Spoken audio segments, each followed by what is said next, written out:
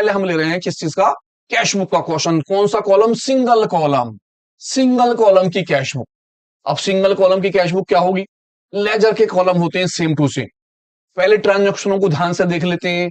हम ये देख लेते हैं इन सब ट्रांजैक्शनों में सभी के अंदर क्या होना चाहिए, कैश। क्योंकि कैश बुक का मतलब होता है केवल कैश कैश की ट्रांजैक्शन लेना, क्या कैश आ रहा है, क्या कैश जा रहा है। जब आप सिंगल कॉलम की कैश बुक बनाते हैं तो सिंगल कॉलम की कैश बुक में केवल कैश के ट्रांजैक्शन लेते हैं, नंबर 1। नंबर 2, क्रेडिट की कोई भी ट्रांजैक्शन नहीं लेते। नंबर 3, चेक की कोई ट्रांजैक्शन नहीं लेते। आपको ध्यान रखना कि चेक की ट्रांजैक्शन ना लें। इसे बनाने के लिए आपके जो कॉलम होते हैं वो लेजर टाइप के होते हैं। आप सबसे ऊपर कैश बुक लिखते हैं, आपकी ये वाली साइड पहले की तरह डेबिट साइड होती है और राइट हैंड वाली साइड पहले की तरह किसकी होती है, क्रेडिट साइड की। आप लेजर के कॉलम बनाते हैं, सबसे पहले डेट, फिर particular, ledger folio, amount. Date, particular, ledger folio और अमाउंट, ये आपकी डेबिट साइड और वो वाली आपकी क्रेडिट साइड। आपको ध्यान रखना पड़ता है किसी भी तरह से अगर कोई कैश रिसीव हो रहा होगा तो आप इस साइड लिखेंगे, कैश अगर आ रहा है तो।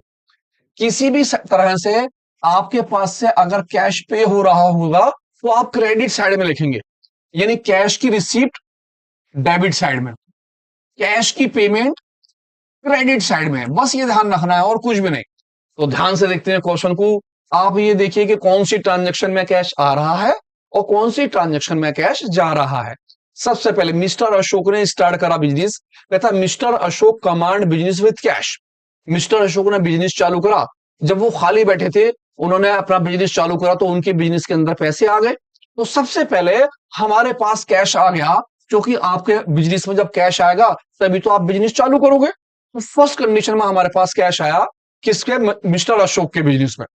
सेकंड है, कहता बाउड गुड्स करा हमने कैश में, जब वो बाउड गुड्स करेगा तो कैश क्या होगा उसके पास से, आएगा या जाएगा।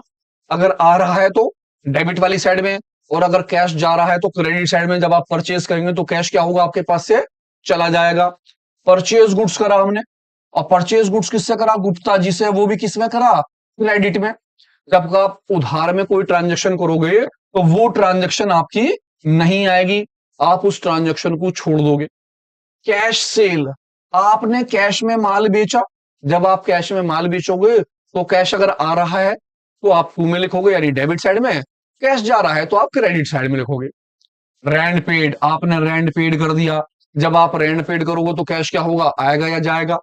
परचेज करी आपने क्या चीज, बिल्डिंग, जब आप बिल्डिंग परचेज करते हो तो कैश क्या होता है, जाता है। सोल्ड गुड्स करा कैश में, कैश हमारे पास आया या गया, हमने यहां